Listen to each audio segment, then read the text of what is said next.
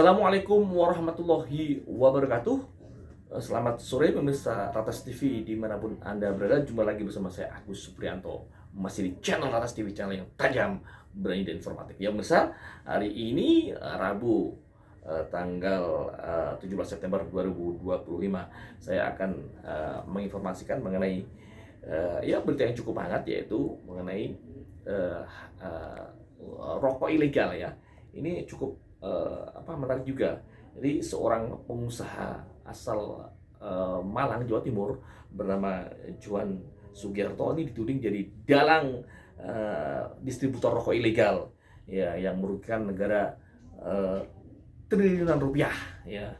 Dan juga yang bersangkutan ini diberitakan diduga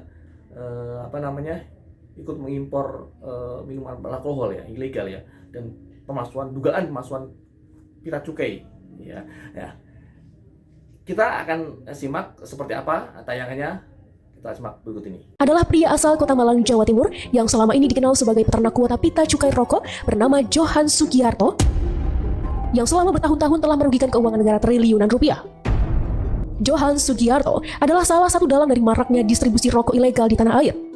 Berbagai aduan atau laporan tentang dirinya yang selama ini dialamatkan ke sistem pengaduan bea cukai tak pernah digubris oleh bea cukai di bawah kepemimpinan Sri Mulyani. Padahal pengaduan-pengaduan masyarakat begitu gamblang membocorkan sepak terjang Johan Sugiarto bersama para pejabat bea cukai, khususnya di wilayah kantor bea cukai Jawa Timur, dalam merampok uang negara. Hal ini terbukti dalam puluhan hingga ratusan pengaduan masyarakat yang diterima Forum Keadilan melalui rubrik surat membaca. Salah satunya adalah pengaduan pengusaha rokok mikro dari Pamekasan, Madura kepada Pusat Pengaduan Bea Cukai, dan pengaduan ke instansi Kementerian Keuangan melalui surat elektronik atau surel yang diterima surat membaca Forum Keadilan. Tersebutlah sebuah nama yang begitu kesohor mengendalikan bisnis busuk rokok ilegal tersebut. Dalam aduan itu, Johan Sugiarto disebut-sebut bekerja sama dengan Kepala Kantor Bea Cukai Madura dan jajarannya untuk memuluskan aksi menguasai peredaran rokok ilegal di wilayah itu. Lalu bagaimana modusnya? Johan Sugiarto mengarahkan warga Madura untuk tiap orang mendirikan pabrik rokok kecil. Hanya memiliki nama pabrik tapi kegiatan operasional produksinya tidak ada. Sebagai salah satu syarat untuk dapat menebus kuota pita cukai SKT atau sigaret kretek tangan dari bea cukai. Pita cukai SKT ini oleh Johan Sugiarto nantinya digunakan sebagai pita cukai SKM atau sigaret rokok mesin miliknya seperti Trans, RC, Rasta, dan Safir. Johan sangat cerdik memanfaatkan masyarakat Madura dengan cara membeli kembali pita cukai SKT dari pengusaha-pengusaha pabrik rokok kecil tersebut dengan harga senilai 5 juta rupiah hingga 7.500.000 rupiah per rim. Jika satu usaha mikro mendapatkan 2 rim pita cukai dalam sebulan dikali 300 unit usaha rokok yang saat ini ada di Madura, maka total cuan 300 dikali 2 dikali 5 juta sama dengan 3 miliar rupiah per bulan.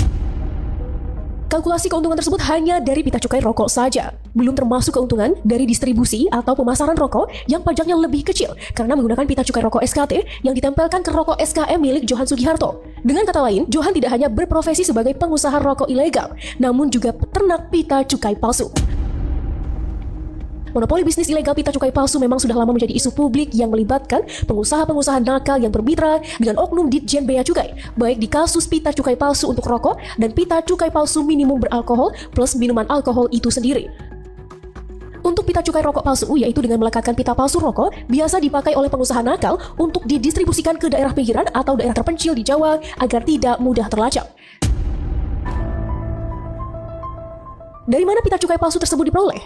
Laporan yang diterima Forum Keadilan menyebutkan bahwa barang tersebut diselundupkan dari Cina ke Indonesia melalui perusahaan ekspedisi BR Cargo dan beberapa importir lainnya via pelabuhan Tanjung Perak, Surabaya. Perusahaan-perusahaan ekspedisi ini memiliki afiliasi dan hubungan yang dekat dengan pihak kantor pengawasan dan pelayanan Bea Cukai Tanjung Perak, Surabaya. Untuk menutupi importasi tersebut agar aman, maka diberikan fasilitas jalur hijau oleh pihak Bea Cukai sehingga barang tersebut di atas tidak dilakukan pemeriksaan fisik seperti jalur merah. Sudah bukan merupakan rahasia umum, perusahaan ekspedisi BR Cargo dan importir lainnya dapat mengurus segala macam barang walaupun tidak memiliki izin, sehingga dapat memasukkan barang dari luar negeri tanpa adanya pengawasan yang ketat dari pihak bea cukai dikarenakan fasilitas jalur hijau tersebut. Hal ini mengakibatkan jumlah minuman beralkohol yang berada di pasaran lebih banyak daripada jumlah pita cukai yang diterbitkan secara resmi oleh bea cukai dalam kurun waktu yang berjalan dengan perbandingan 1 legal berbanding 100 ilegal. Diinformasikan berasal dari Pelabuhan Tanjung Perak, Surabaya melalui ekspedisi BR Cargo dan importir lainnya. Dari modus permainan kotor di atas, tak ayal negara mengalami kerugian yang sangat besar dari sektor penerimaan negara dan perusahaan yang legal mengalami kerugian.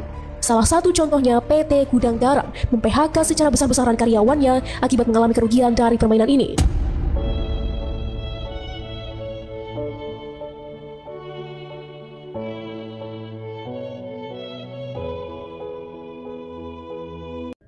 Ya, pemirsa, demikian tadi tayangan yang Trans TV sampaikan ya. Ya, yang menarik ini dari pihak Johan Sugiarto ya, terkait tayangan berita tersebut.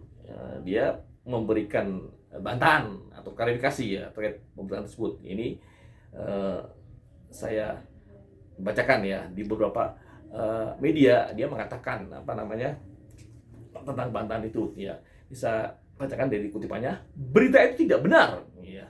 Saya bukan importir minuman beralkohol dan saya juga tidak terlibat dalam pemalsuan pita cukai seperti yang dituduhkan ya, tegas Johan dalam keterangannya kepada wartawan Rabu 17 September 2025 ya.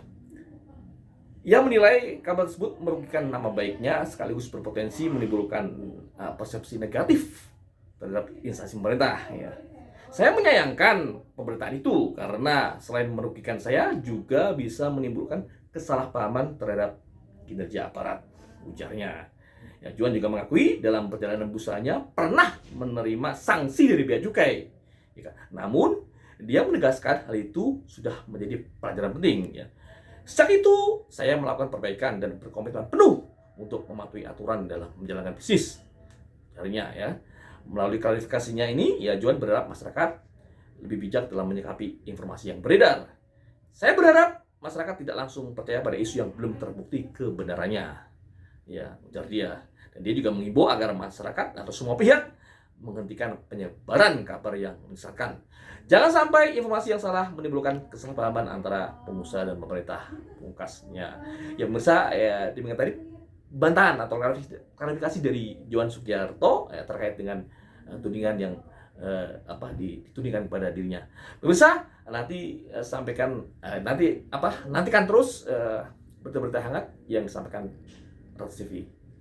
Terima kasih dari studio Trans TV di gedung Associate Tower kawasan BSD.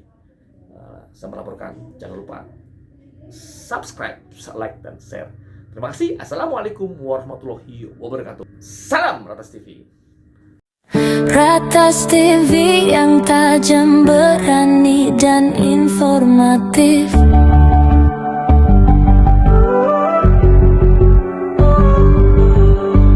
Ratas TV yang tajam, berani dan